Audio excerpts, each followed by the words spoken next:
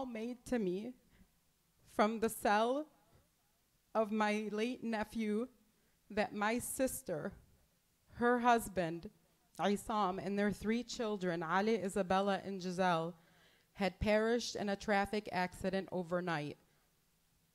The only thing that prevented me from being swallowed whole was looking up from my huddled place on the rug to see the beautiful, smiling faces of my angelic nieces and nephew in the picture scattered throughout the room that was bathed in the morning sunlight.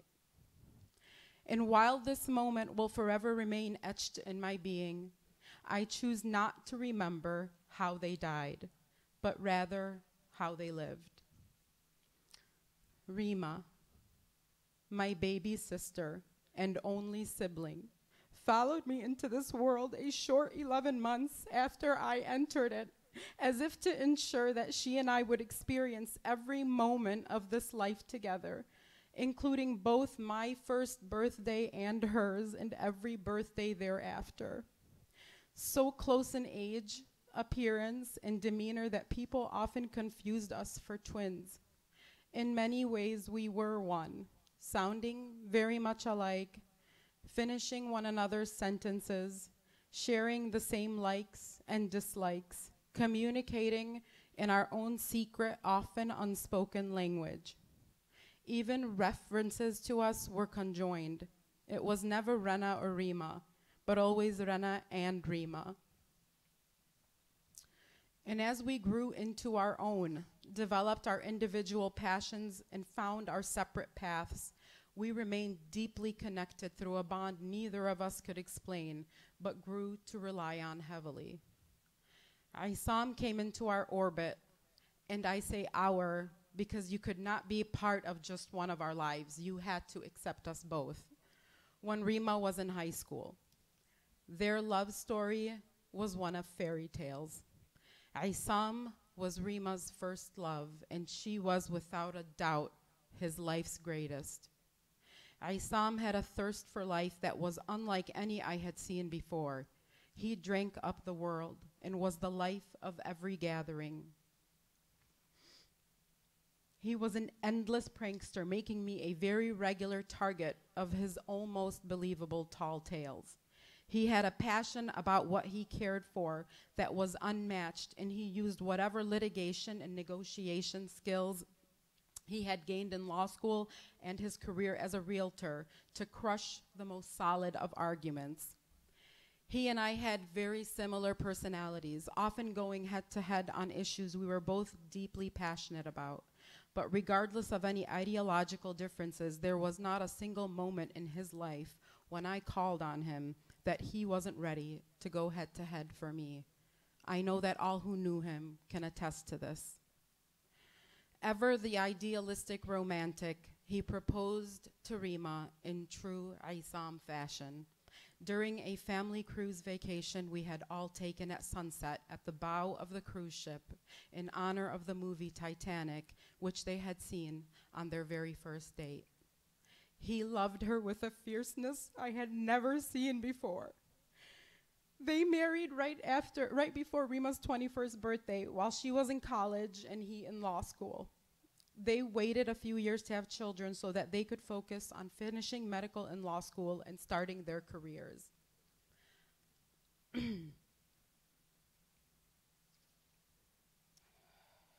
Rima.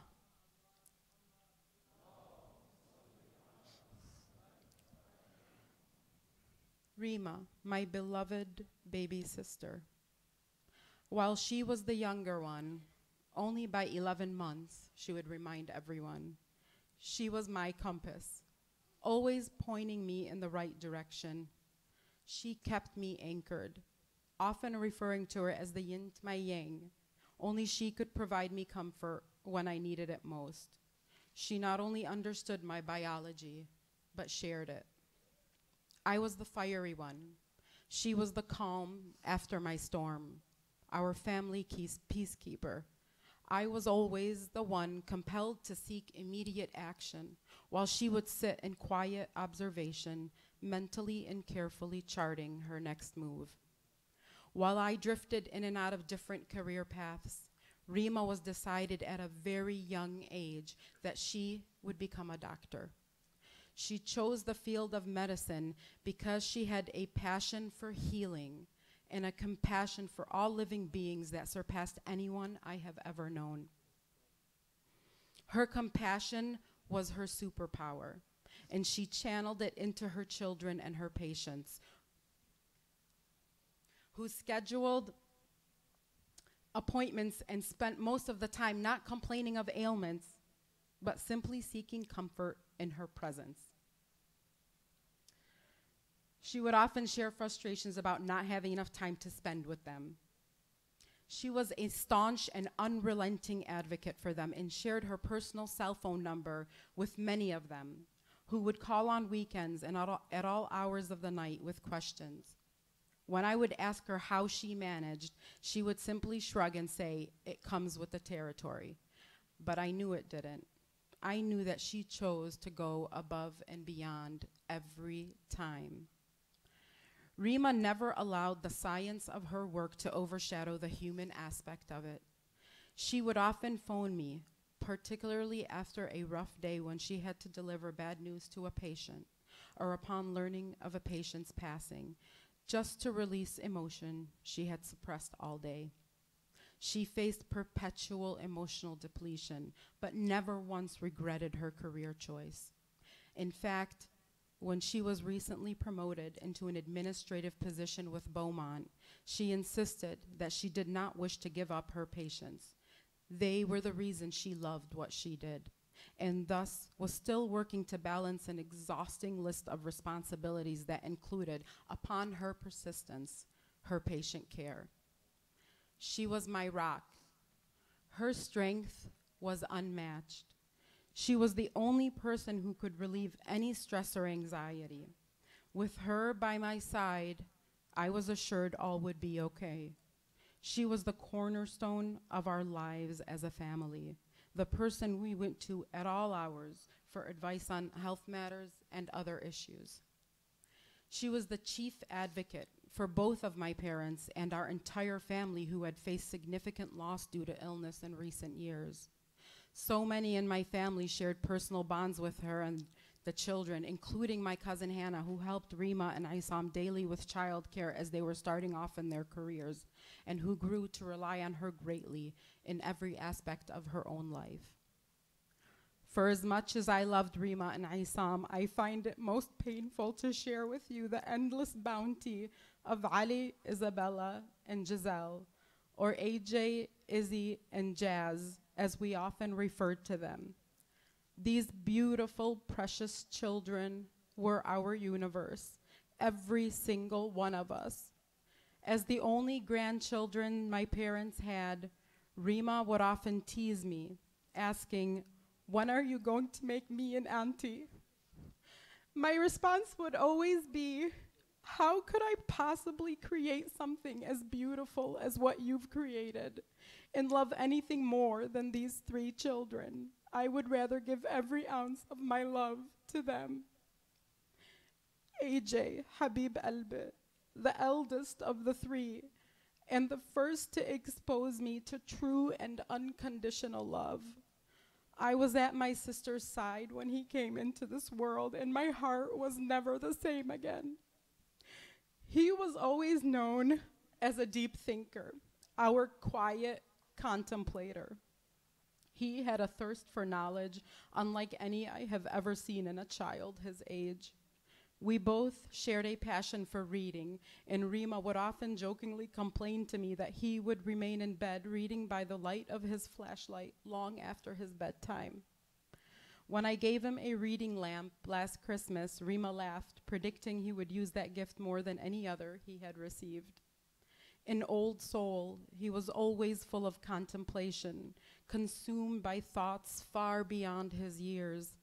The consummate worrier, he would call his parents constantly when they were out to see how late they would be and tell them to drive safely. Izzy, our princess. She was the closest in appearance and demeanor to her mother, ethereal, soft-spoken, and ever so kind and gentle. She had a heart that was much too big for her little self, crying at the drop of a hat, especially when she felt that she may have hurt someone. She loved animals, especially her two kitties, Stella and Wilson. The thought of ever losing them sometimes kept her up at night. She personally volunteered to care for our puppy Max when my husband Tom and I were at work, and did so diligently, often reminding her parents to drop her off when they would forget. And finally, Jazz, the heart of our hearts.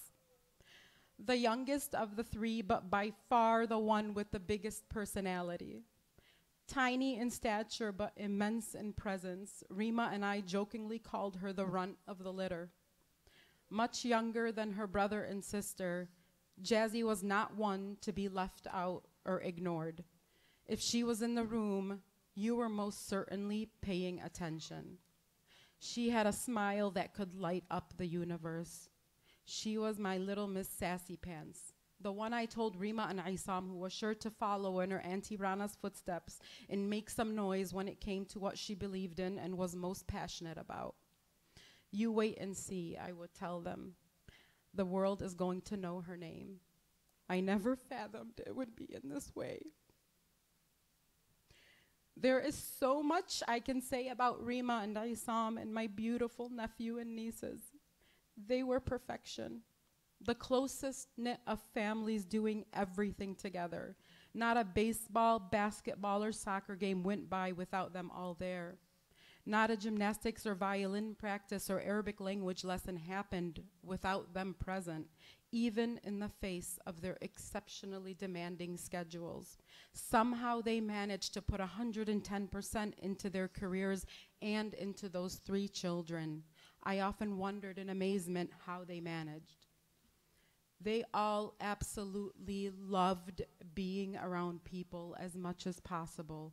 Family, friends, colleagues, neighbors. Tom and I would regularly get the random text from Rima or Isam to stop in for dinner on a work night. They were always hosting some event and enjoyed keeping their house full. And there was not a single more generous couple that I have ever known.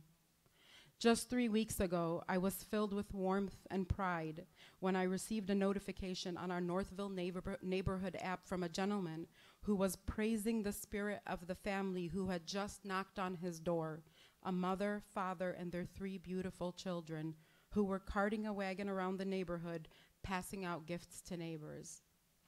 What a great example of Christmas goodwill, he wrote. I knew it was them because Rima had mentioned to me earlier that day they would be doing their annual holiday neighbor run. When I texted Rima and Isam, jokingly asking, so that's how you guys make all those friends in the neighborhood, Isam's response was, it's the other way around. We add them after we get to know them. Started at 6, up to 18.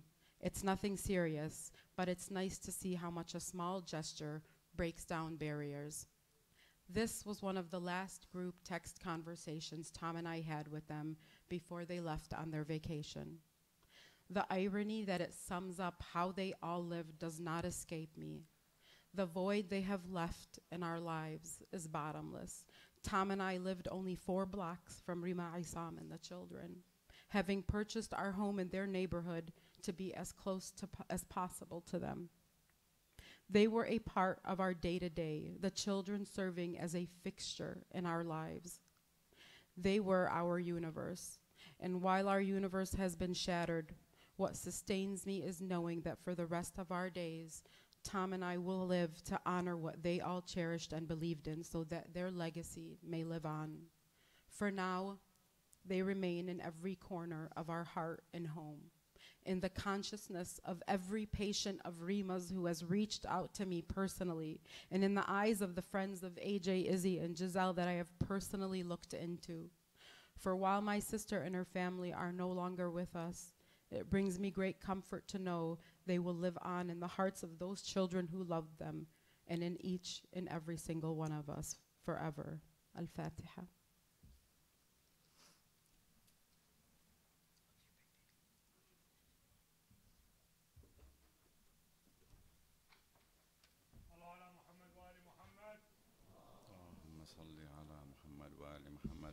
Our next speaker is Isam's eldest sister, Dr. Nawal Azhar. She's the director of the ESL Institute at Lawrence Tech University.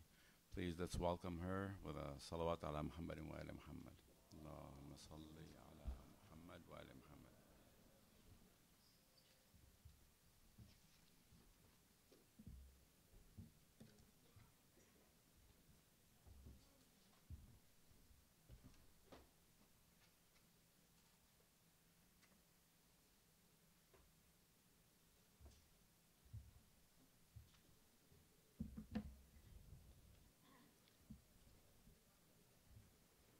In the depth of your hopes and desires lies your silent knowledge of the beyond. And like seeds dreaming beneath the snow, your heart dreams of spring. Trust the dreams, for in them is hidden the gate to eternity. Your fear of death is but the trembling of the shepherd when he stands before the king whose hand is to be laid upon him in honor.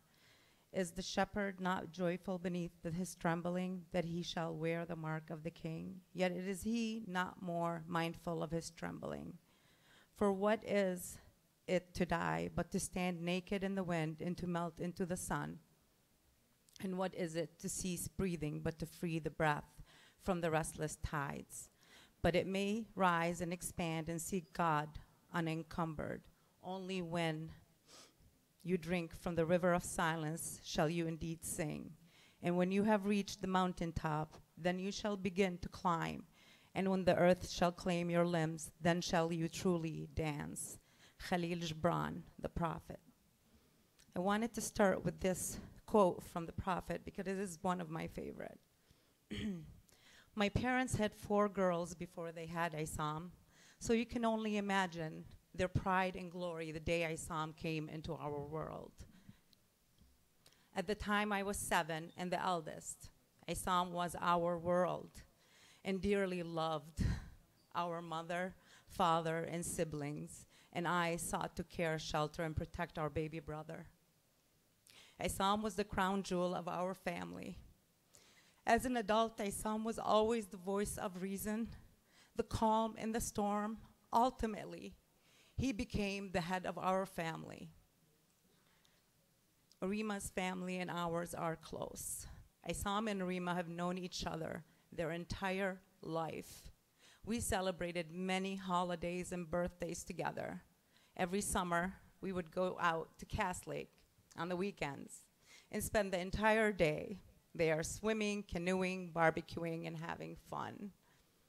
Isam and Rima had a fairy tale love story, the kind you only see in movies. In fact, Rana mentioned it. Their first date was the movie Titanic, and I didn't collaborate with Rana on this speech. Their wedding song was Celine Dion's I Will Always Love You. They got married as Isam was wrapping up his final year in law school, and Rima was an undergrad student. Their love was as powerful decades later. Their love of each other, of life, was infectious. Their smiles and laughter could light up 100 rooms. They both were so many things to so many people. AJ, Izzy, and Jazzy. They were the embodiment of the very best qualities of Isam and Rima. Kind, caring, generous, loving, affectionate, intelligent, and wise beyond their years. I would like to share one of Isam's and Rima's favorite quotes. It is we who nourish the soul of the world, and the world we live in will be either better or worse, depending on whether we become better or worse. And that's where the power of love comes in, because when we love, we always strive to become better than we are. If I could describe Isam, Rima, AJ, Izzy, and Jazzy in one word, it would be love. Love of each other. Love of life. Love towards their extended family, neighbors, colleagues, and community. They loved with all they had, and they are loved.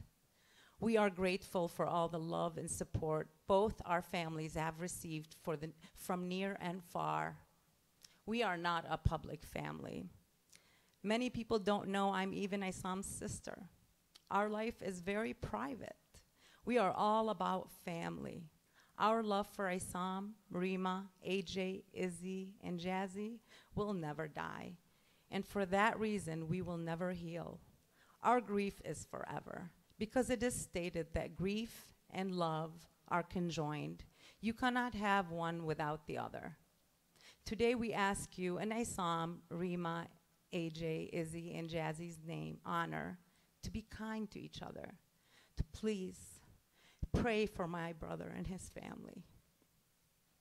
And finally, Isam, Rima, AJ, Izzy, and Jazzy, until we meet again, my loves. Thank you. The Fatiha, please.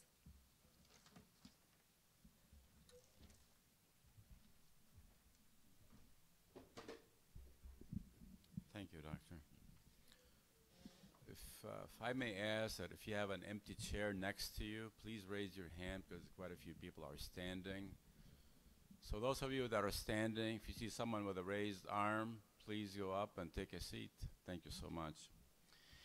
Today we are so blessed and honored to have several speakers as our guests, and we would love to give each one as long as they want at the podium. However, because of a tight schedule, I would ask the next speakers to keep their comments to 3 to 5 minutes, and will surely be appreciated that we can get to hear everyone.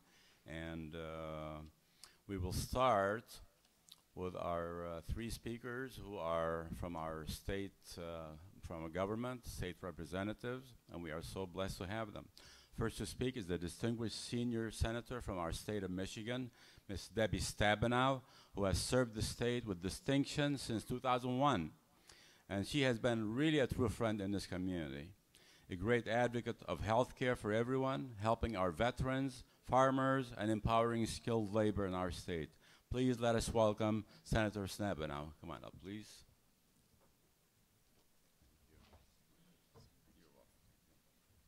Assalamu alaikum.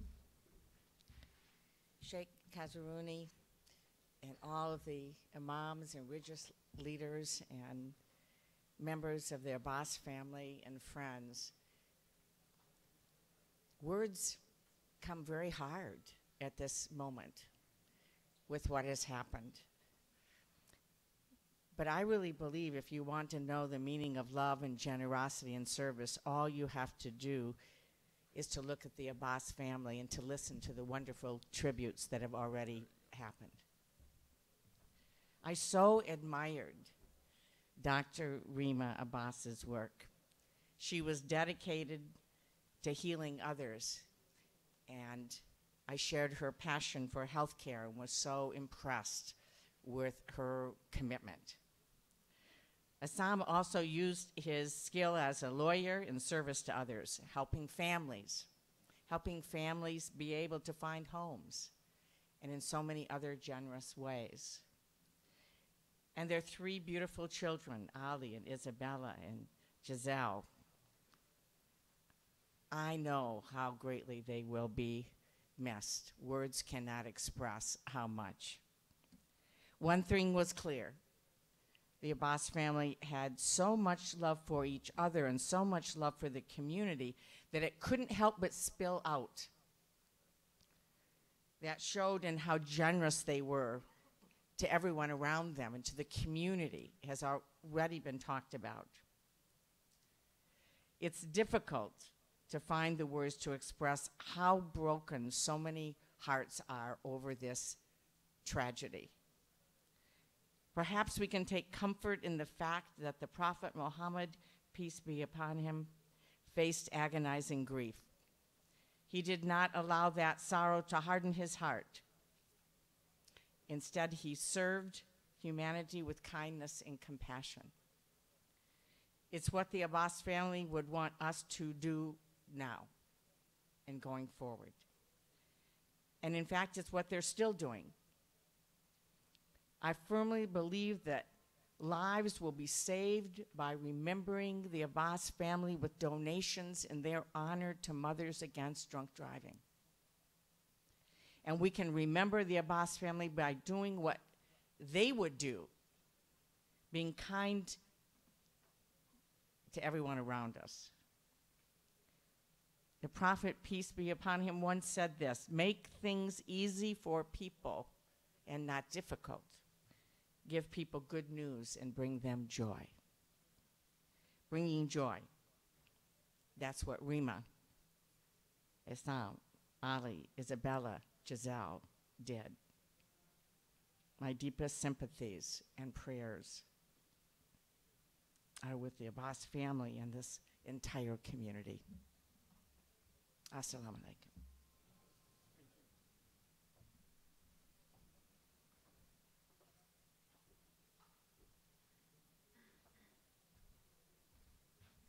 Thank you, Senator Stabenow. Next, we are honored to have our junior senator from our great state of Michigan, Senator Gary Peters, who has been a community supporter since his earlier days when he was in Congress. And recently, his bill to close the workforce skills gap by strengthening technical education to workers, it's a bill that was just signed into law. So let us please welcome Senator Gary Peters.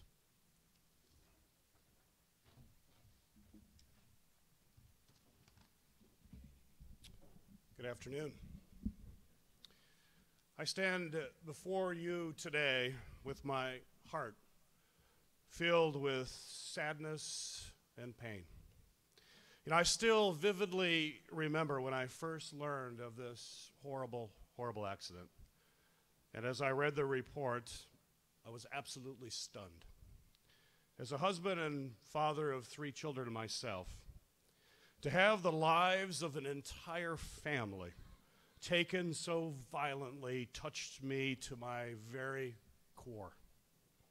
My wife, Colleen, was sitting next to me at the time, and when I told her what had happened, we both sat silently.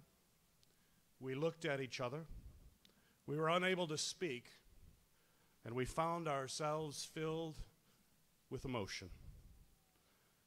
Today, we honor and remember the Abbas family. We remember Isam as a loving father who worked tirelessly to help families find a place to call home and a place to create happy memories. And as a result, he built stronger neighborhoods and communities that made all of us feel welcome. Rima, a caring and brilliant family physician, was a healer, completely devoted to her patients and to her beloved family.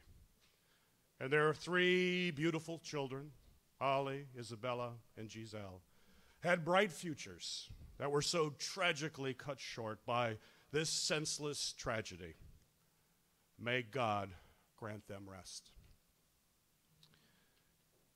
It is difficult enough for any of us to endure the pain that comes with burying a lost loved one.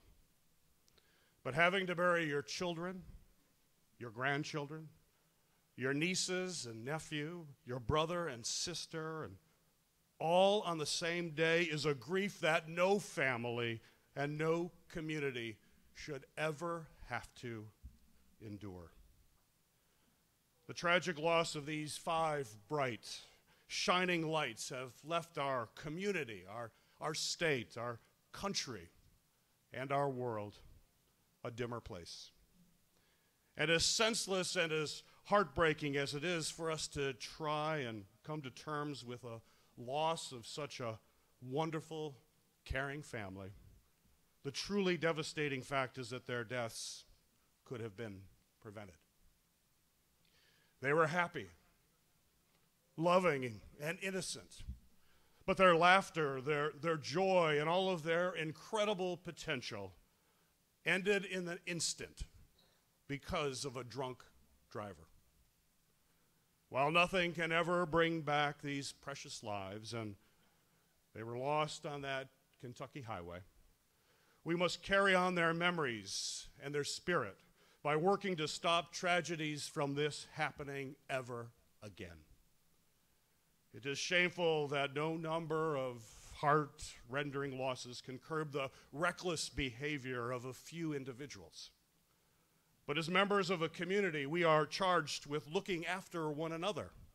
We are called to protect our friends, our family, and our neighbors from harm. And we cannot accept inaction, and we cannot accept the status quo. When Megan, Isam's loving sister, and someone I'm honored to call a friend, invited me to speak today, she made clear that she and her family will keep fighting so that no family is forced to endure the heartbreaking loss that they feel now. And as we grieve and mourn and remember the Abbas family, we must all be committed to advocating and fighting for a time when there are no more victims of drunk driving. I know I'm committed. This tragedy will live with me, and I know it will live with each and every one of you for the rest of our lives. There is no question this is a time of shock and devastation. And as we leave here today, we must never forget. We must keep the memories and the indelible spirit of Isam, Rima, Ali, Isabella, and Giselle alive in our hearts. May their memories shine brightly for all of eternity.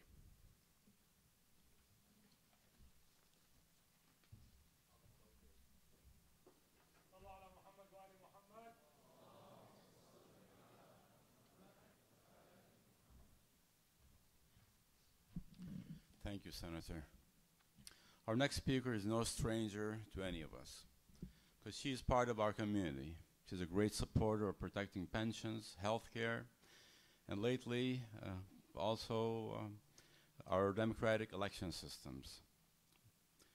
When Congresswoman Debbie Dingell heard of our tragedy, she wasted no time in channeling our loss into a potential bill that ultimately and hopefully will save lives. Please let us welcome Congresswoman Debbie Dingell.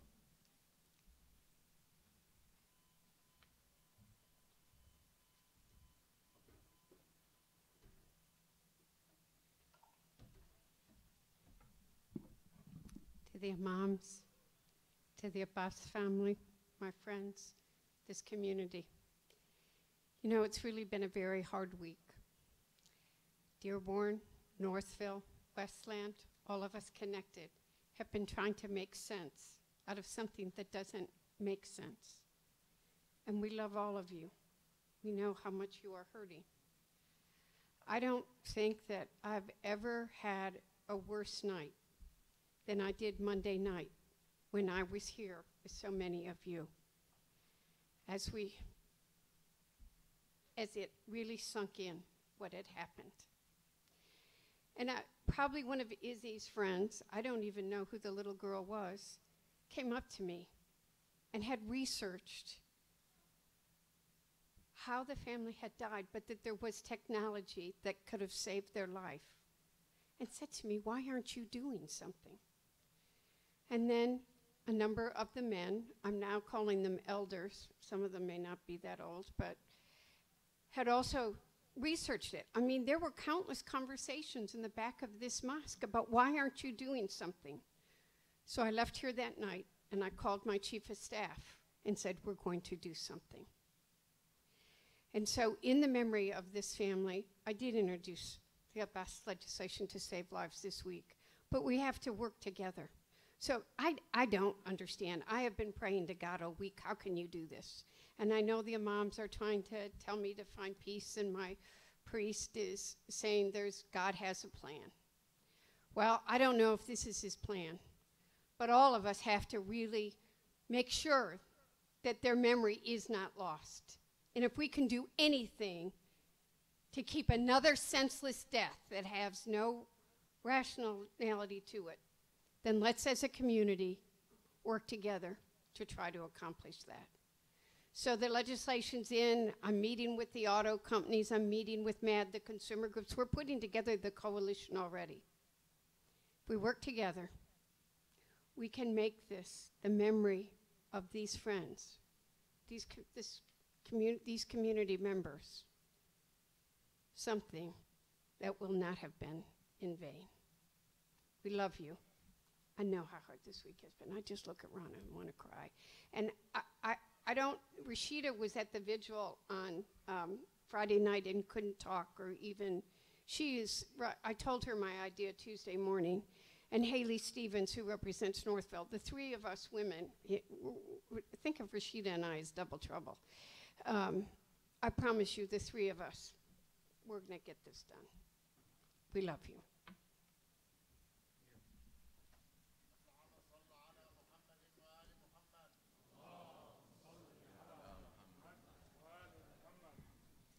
Thank you so much, and thank you for the initiative.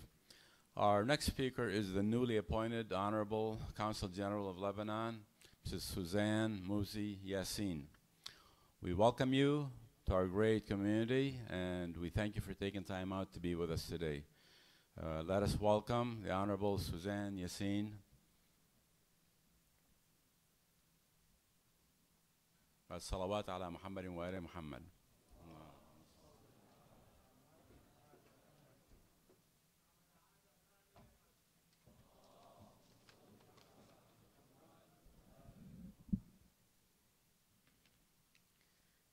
بسم الله الرحمن الرحيم. وبشر الصابرين الذين إذا أصابتهم مصيبة قالوا إنا لله وإنا إليه راجعون. أولئك عليهم صلوات من ربهم ورحمة وأولئك هم المهتدون. صدق الله العظيم.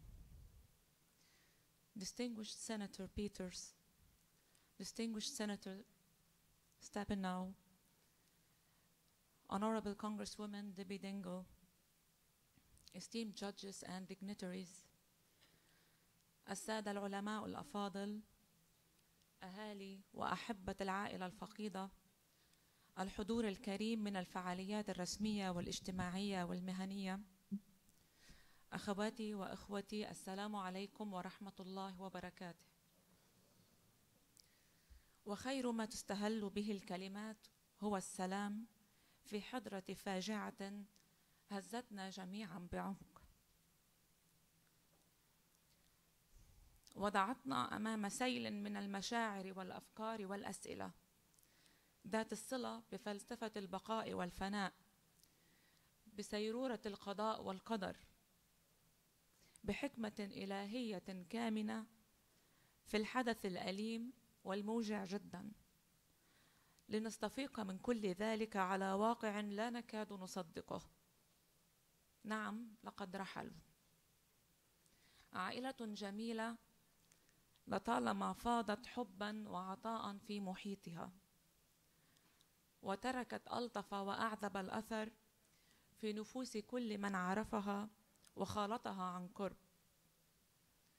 هم أرواح نقية باتت اليوم ودائع ملائكية في جوار الرحمن، وهو بعزته وجلاله اختارهم لنعيم جنته، مخلفين في دنيا فانية ذكريات طيبة وسيرة حسنة وأعمال صالحة لامست حياة الكثيرين بمحبة وصفاء.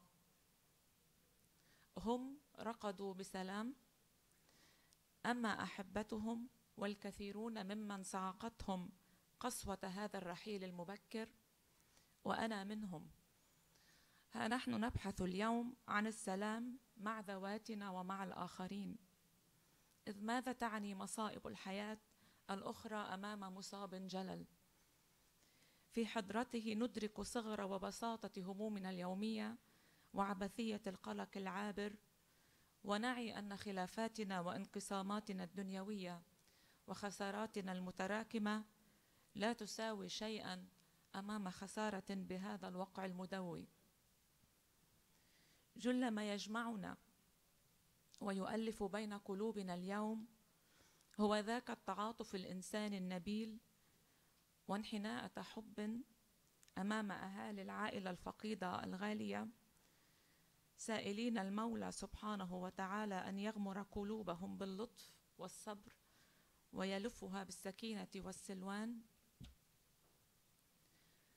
باسمي وباسم طاقم العمل لدى قنصلية لبنان العامة في ديترويت، وباسم وزارة الخارجية والمغتربين، وباسم لبنان، أتقدم منكم ومن جميع أبناء الجالية اللبنانية والعربية بأسمى آيات العزاء والمواساة. أعظم الله أجوركم وأمدكم بطول البقاء، وظللكم وأحبائكم برحمته وعنايته. نسأل الله الرحمة لتلك الأرواح الطاهرة، وأن يسكنهم في نعيم جنته آمنين مطمئنين. I would like to thank Honorable Senator Stabenow, Senator Peters, Congresswoman Her Excellency Debbie Dingell, esteemed mayors, judges, and American officials who have supported our community through this difficult time. We highly appreciate your sincere sympathy and standing with Abbas family through words and deeds. God bless you and bless your loved ones.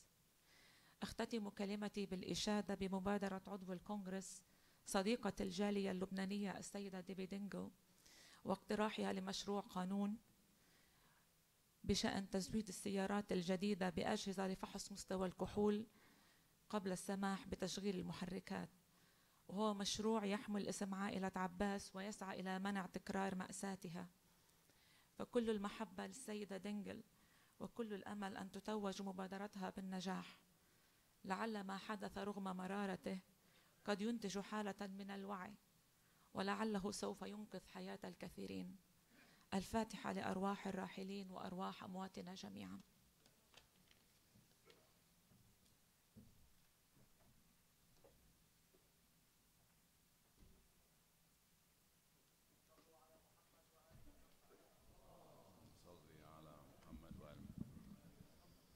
Congresswoman Haley Stevens just joined us. Thank you for coming. Be with us. Thank you so much. Our next speakers are the representatives from Beaumont, our Dr. Richard Gruz, Physician Executive for Primary Care for Beaumont Medical Group, and Mrs. Abir Mhanna, Administrator for Beaumont Wayne. Please join us in welcoming them. Al-salawat ala Muhammad wa ali Muhammad.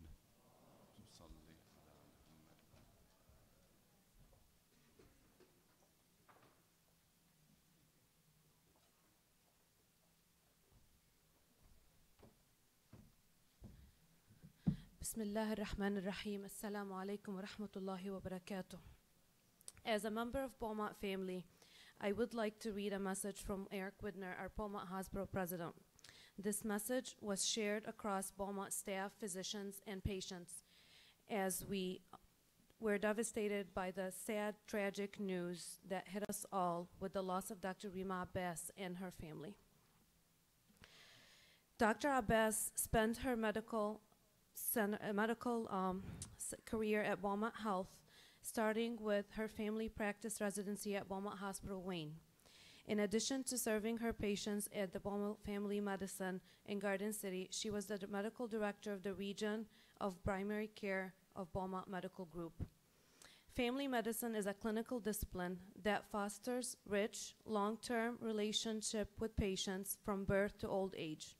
Dr. Abbas' compassion, kindness, and skills made her an exceptional partner in the care of so many people. So build a reputation within the community for being caring, attentive, engaged, and gentle. She leaves a legacy of commitment and caring that will continue to make a difference at Beaumont. As a friend of Dr. Abbas, meeting her through work, looking up to her as a mother, as a physician, as an Arab American Lebanese woman, I extend my sincere, heartfelt, personal condolences to the family and friends, and I would like to welcome Dr. Gruz to share his personal relationship as he was the closest to her in the past 12 years.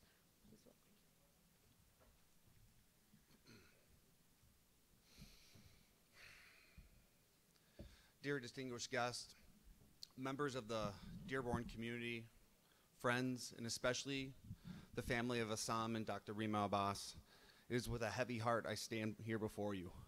I'm here to speak on behalf of Beaumont Health and the Beaumont Medical Group to offer our heartfelt condolences on the loss of Assam, Rima, Ali, Isabella, and Giselle. But I do this very personally because Dr. Rima Abbas was not just another doctor amongst many to me. She was not just a phenomenal partner, she was a close friend. I first met Rima approximately 12 years ago. Rima was finishing her 4th year of medical school and was in the process of applying to various residency programs.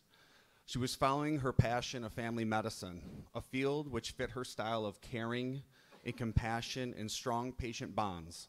She was one of the most sought after graduates in the state, and by we, I mean the Oakwood Family Medicine Residency Program, were fortunate enough that she had a strong desire to serve in the community she grew up in.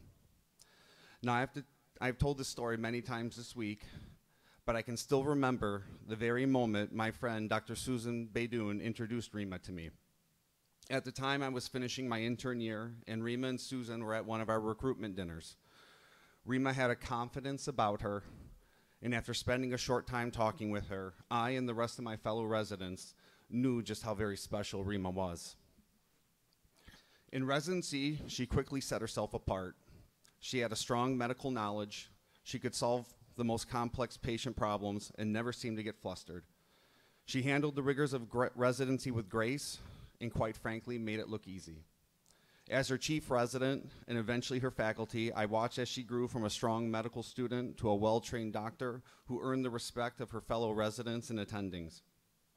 As she finished her last year of residency training, she earned the Resident of the Year award, an award given to a senior resident who truly distinguishes him or herself. Following graduation, it was a goal of ours to keep our top residents, and we were able to place Dr. Abbas to one of our Canton practices. She stayed there for some time before her desire to practice in Dearborn briefly drew her to a private practice opportunity, which fortunately for us was not as good as she was led to believe, and she quickly came back. But this time she found herself at our Garden City location, and that's where she would stay. At her Garden City practice, Rima flourished. Her practice grew, and she demonstrated a knack for leadership. She earned the role of site medical director, where she was not just responsible for the day-to-day operations of her practice, but met with the other site medical directors weekly to work on operational and strategic aims for our medical group. In this setting, Rima helped forge many of the quality and patient-centered medical home initiatives that are now throughout our entire division. Following the merger of Beaumont, Oakwood, and Botsford, Rima was promoted to a position of associate medical director. And after I found myself in my current role, I promoted her to her current position of a regional medical director for the Beaumont Medical Group. I have truly had the pleasure of working with Rima all of these years as we have moved through various roles. I could always count on her to handle the most difficult situations. She was a great leader and mentor. To say she was a pillar within our medical community would be an understatement. We are all better off for having had her influence on us. Although she excelled at these administrative roles, it was patient care that was her true calling. Her and I would often discuss how fortunate we were to live our dream job. Being a doctor is what Dr. Abbas always wanted to do, and not just any doctor, but a family physician. Few specialties allow one to enjoy such strong patient relationships.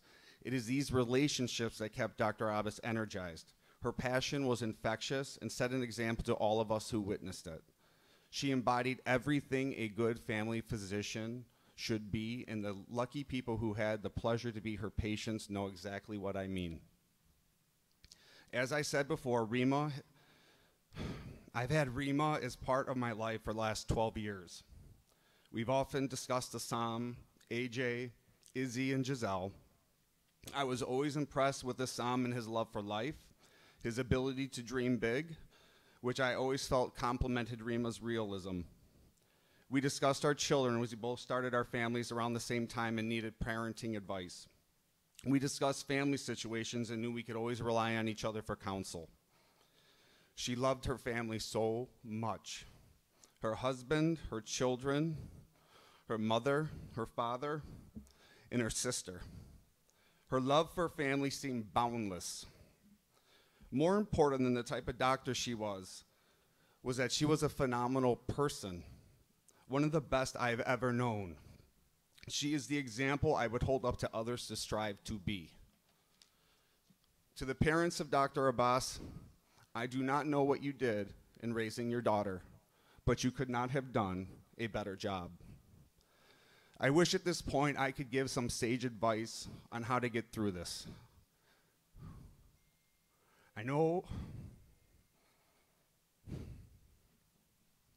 I, for one, am just trying to put one foot in front of the other. I still hear Rima's laugh or see her smile. Her patients are in shock. They loved her dearly. They have been calling, sending letters, emailing their support and their love for Rima almost continuously since the news broke. Her partners and office staff are struggling mightily, and as a group, we have been trying to support them the best we can. But unfortunately, in our profession, we do not have time to truly mourn because our patients still need us. Monday, when meeting with her staff, I brought up this fact that if this tragedy had happened to me or to any of us in this group, Rima would have been devastated, but she would have found a way to take care of our patients. And for us, doing what Rima would have done is how we honor her. The toughest days may still be ahead of us. When the memorials end, the support that is pouring out quiets. When the time becomes silent, and you see a young father or mother playing with their children, and you may think that we have all moved on and forgotten. I want all of you to know, and especially this goes to Rima and Assam's family, I want you to know we will never forget the lives that were cut short. I and those who knew Rima, Assam, AJ, Izzy, and Giselle will never forget the people they were and the example they set. Such a wonderful family full of love. Again, on behalf of Beaumont Health and the Beaumont Medical Group, we are all simply so sorry for the devastation this tragedy has caused, and I hope and pray that you and we find the strength to carry on from this. Thank you.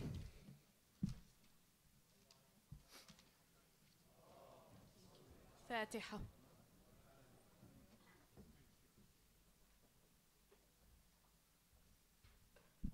Thank you both. No kinder words.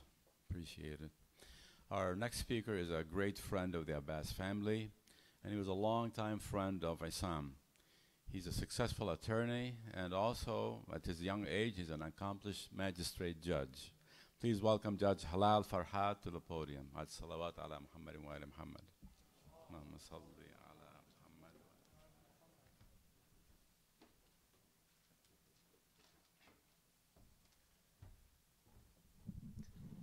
Muhammad. On behalf of the Abbas family and the lives of all of those who we lost in our community over the last few weeks, let's please recite the Fatiha.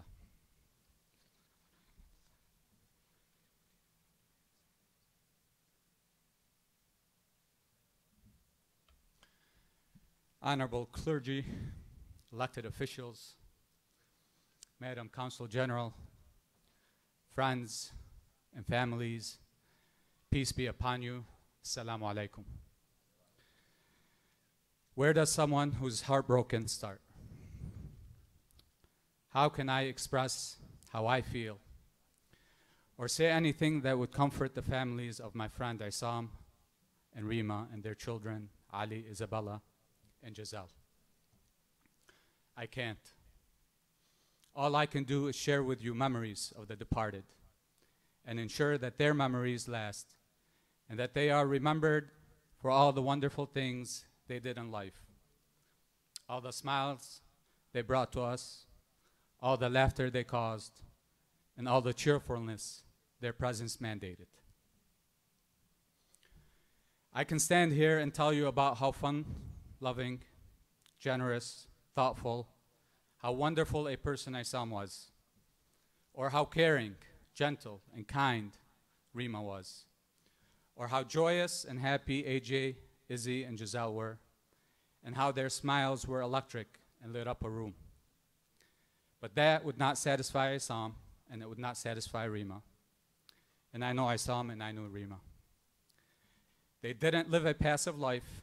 They wanted to make the world better, more caring, more loving, and safer for all of us.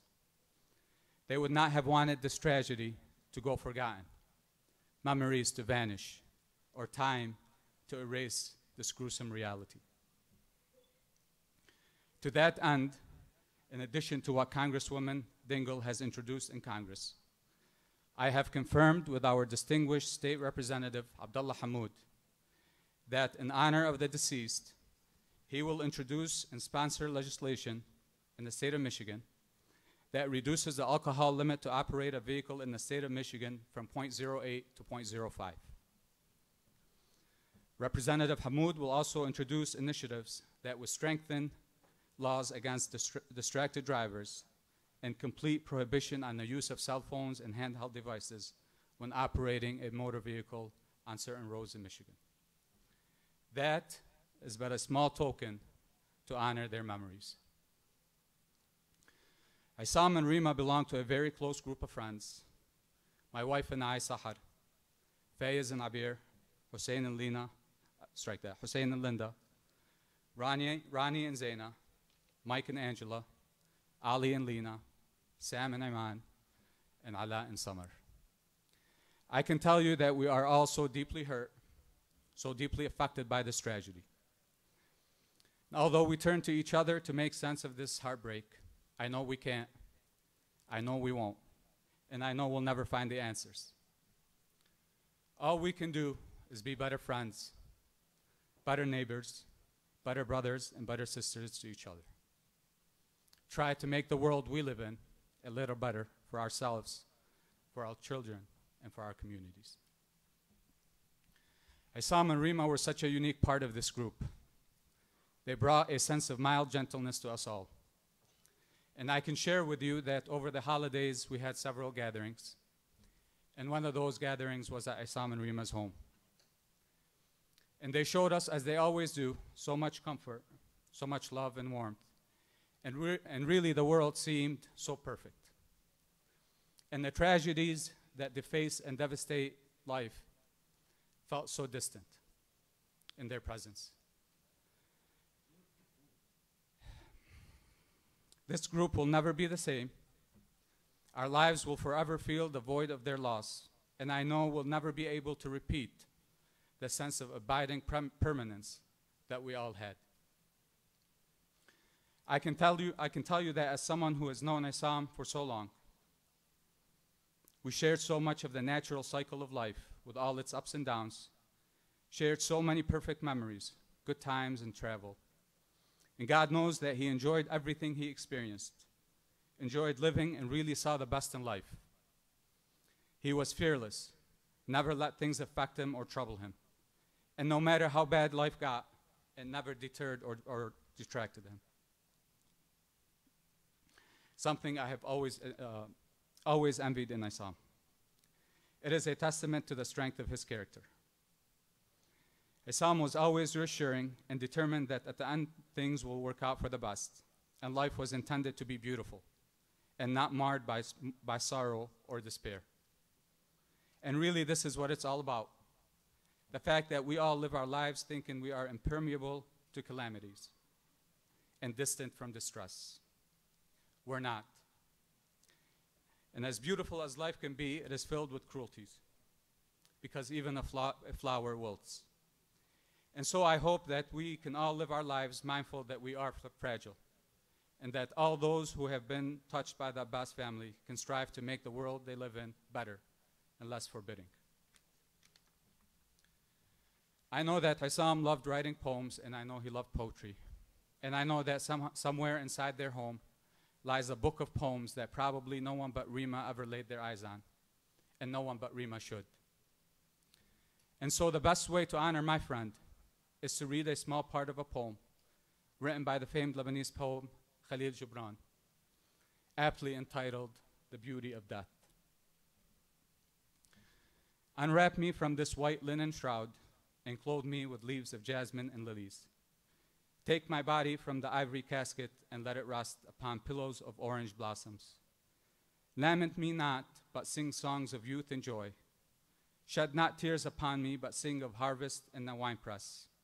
utter no sign of agony, but draw upon my face with your finger the symbols of love and joy. Disturb not the air's tranquility with chanting and requiems, but let your heart sing with me the songs of eternal life. Mourn me not with apparel of black, but dress in color and rejoice with me. Talk not of my departure with sighs in your hearts. Close your eyes, and you will see me with you forevermore. Isam, Rima, Ali, Isabella, and Giselle will live in our hearts forevermore. Al-Fatiha.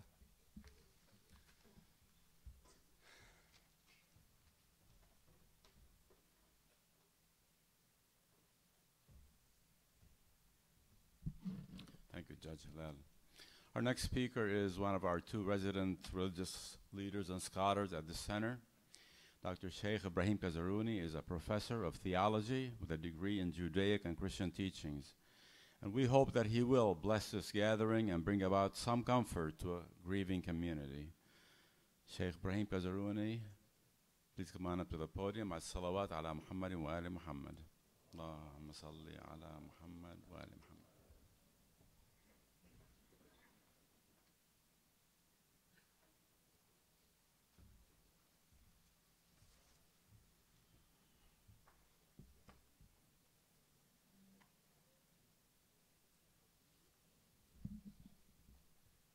الفاتحة.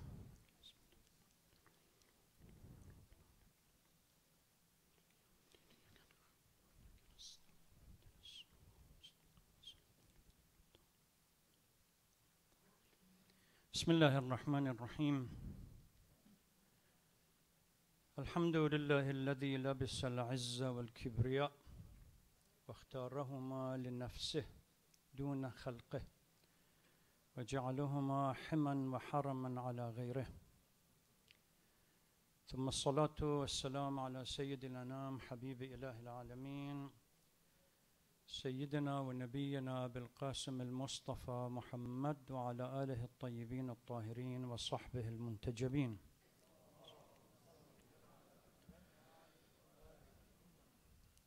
Praise be to Allah subhanahu wa ta'ala, who is most majestic and glorified and has reserved these attributes for himself to the exclusion of others. We convey our greeting and salutation to the Holy Prophet of Islam, the most noble of the prophets and his pure progenies. يقول الله تبارك وتعالى في القرآن الكريم: أعوذ بالله من الشيطان اللعين الرجيم بسم الله الرحمن الرحيم رب اجعلني مقيم الصلاة ومن ذريتي ربنا وتقبل دعاء ربنا اغفر لي ولوالدي وللمؤمنين يوم يقوم الحساب. O Lord, make me steadfast in worshipping you and my progeny. O Lord, grant me my prayers, forgive me and forgive my parents and all the believers on the day when judgment will take place. Maulana Sheikh Ahmed Hammoud, Ashab al-Aza, distinguished guests, respected dignitaries, ladies and gentlemen, brothers and sisters, Assalamu alaikum wa rahmatullahi wa barakatuh. May the grace of God be with you all. I begin by offering my condolence, heartfelt condolence on behalf of myself and the Islamic Center of America to the immediate and the extended families of Abbas and Sherry's and others for their tragic loss. I pray to Allah subhanahu wa ta'ala to grant the soul of Marhum Isam Abbas, Marhum Dr. Rima Abbas Sherry, Ali, Isabella, and Giselle peace, mercy, and the surviving families solace and forbearance. Please join me in reciting Surah Al-Fatiha.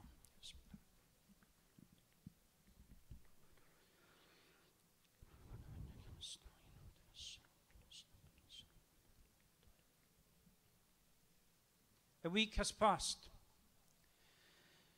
since the most devastating news that this community could expect reached us.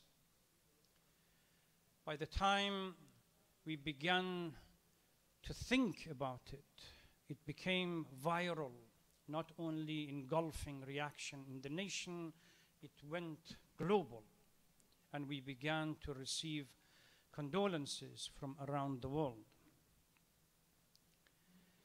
The incident that we all by now agree that it should not have happened.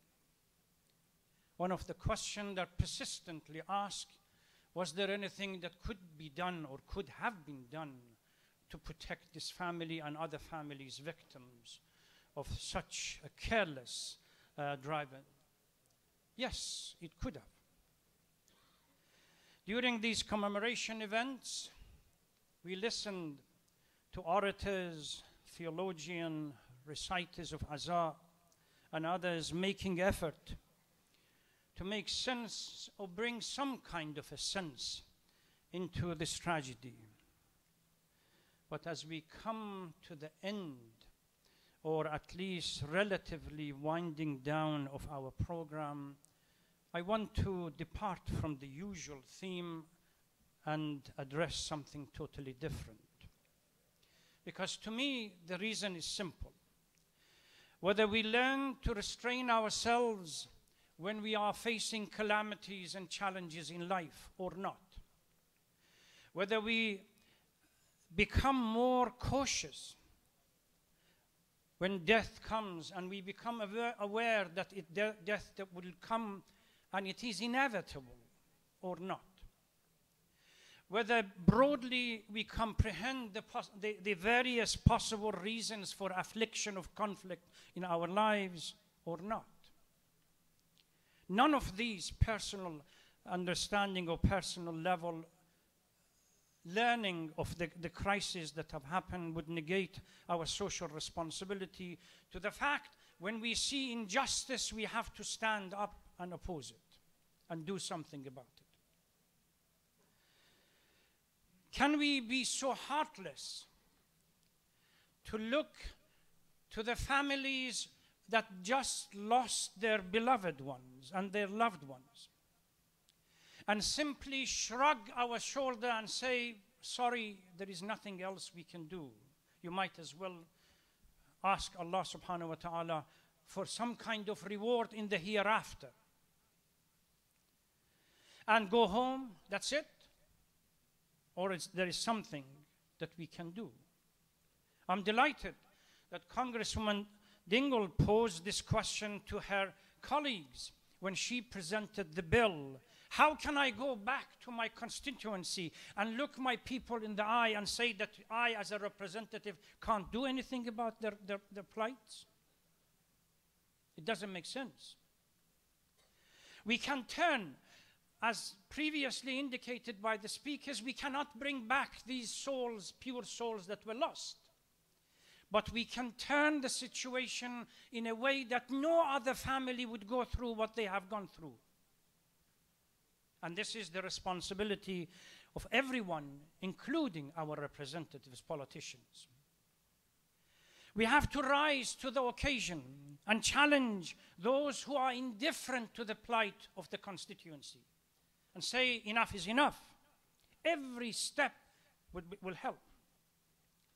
For those who are still not moved and unwilling to do anything, I would like to remind you all as a community members that every step, every privilege that you take it for granted had to be struggled one by one from the early days.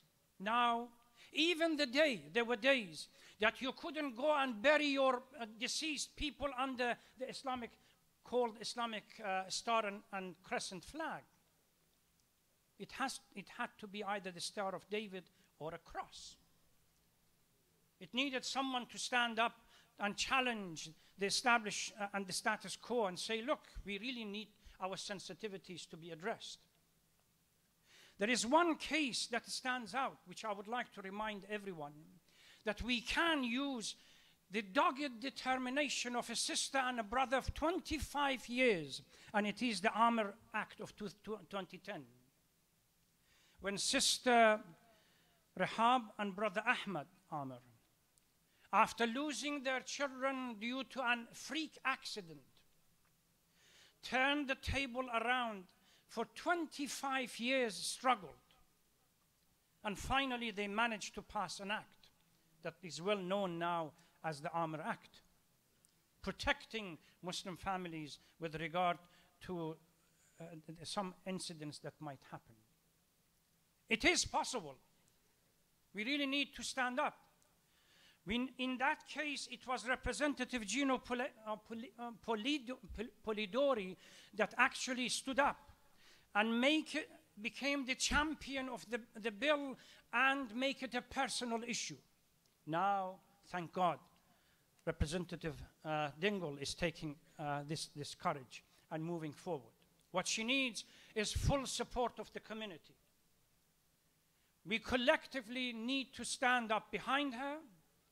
Ladies and gentlemen, brothers and sisters, we can't go back home and ignore that this reality, something has happened, and then we have to face, God forbid. We just heard the news. Haj Adnan told me yesterday that 2 more families lost their lives a couple of days ago, again, due to this kind of drunk drivers. It doesn't make any difference whether they are Christian, Muslim, Jews, they are human beings, and we are all obligated. Remember the khutbah, the letter that Amir al-Mu'mineen gave to Malik Ashtar when he sent them to Egypt. That your subjects are either your brothers in faith or you are similar to you in humanity. We as Muslim community need to rise up and use the occasion, fully aware that we cannot turn the table and turn the clock back to one week ago. It's gone. But can we turn the table so no one else has to go through the pain and the anger and the devastation that the immediate family, extended family, and the community has gone through? Certainly we can. And I believe we are all, the soul of the family expects us not to forget about our responsibility and to rise and do something positive. Please join me in reciting Surah Al-Fatiha, and I again offer my condolence to the entire family. I know the time is limited and we are reaching the prayer time. Please join me in reciting Surah Al-Fatiha. Bismillah.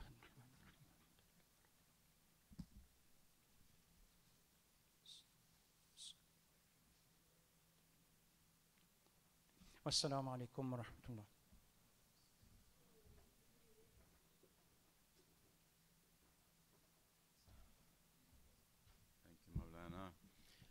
Our final speaker is Dr. Natalie Rizk, who is one of Issam's siblings. She's a surgical oncologist at Ascension St. John and will address us with some final words on behalf of the family. Please come on up, Doctor. Salawat ala Muhammad wa ala Muhammad.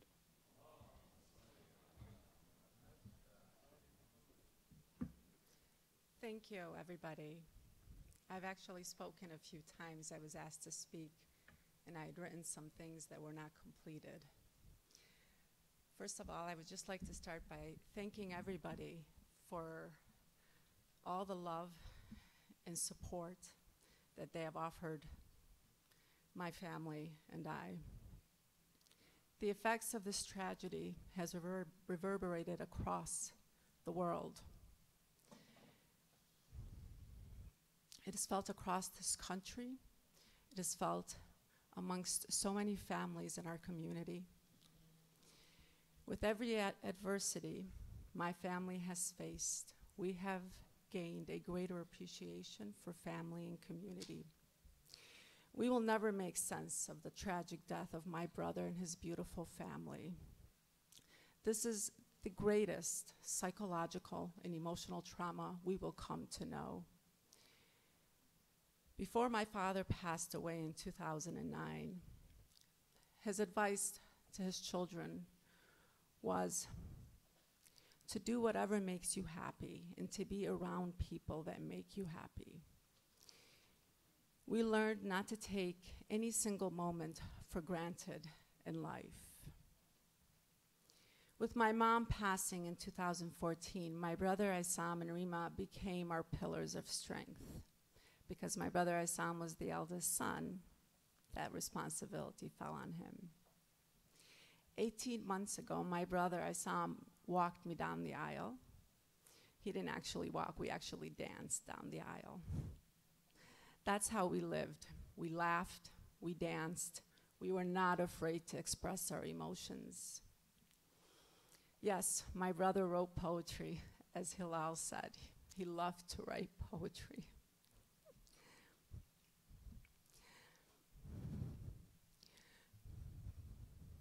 When my mom passed away, this is what he wrote. What thoughts that lie too deep for tears, what dreams may come throughout the years.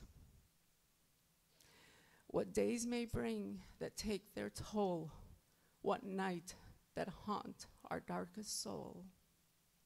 What roads we chose to go astray, what stars we find that light our way. We hurt, we hold, so deep within, what love we find to numb the pain. That was my brother. He was my best friend. He was my confidant. And I'm going to miss him so much.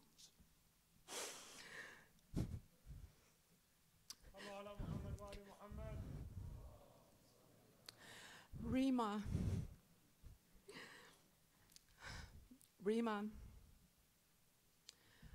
To know her is to know that angels do walk the earth. She exemplified the ideal woman. She was beautiful. Her beauty was only superseded by her intelligence. Her kindness was bountiful. She was loved by all who knew her family, her friends, and her patients. She has left a mark on every person she has met, and it will never be forgotten.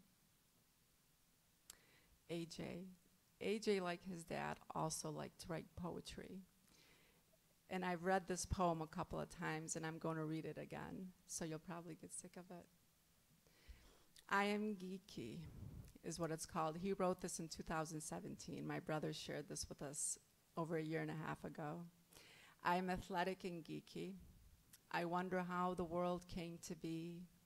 I hear the screams of the crowd. I see a bright light of hope. I want to become a pro basketball player. I am athletic and geeky.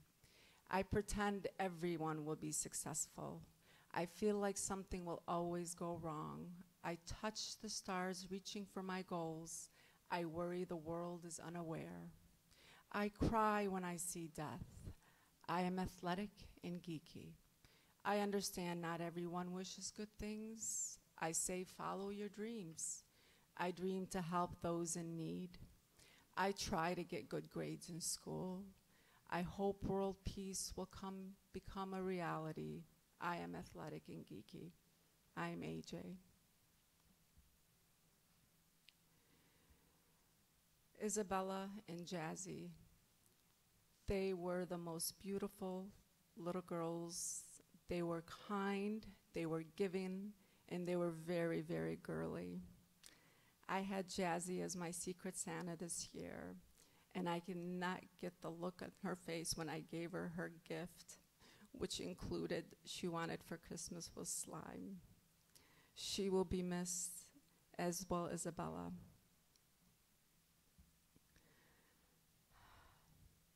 My brother Isam, his beautiful wife Rima, and their lovely children AJ and Izzy and Jazzy were inextricably linked to one another. They lived a beautiful life together. They had their trials and tribulations together. They overcame those trials and tribulations together. They loved and laughed together. They sang and danced together. They traveled all over the world together, and they died together. May they rest in peace. Feta.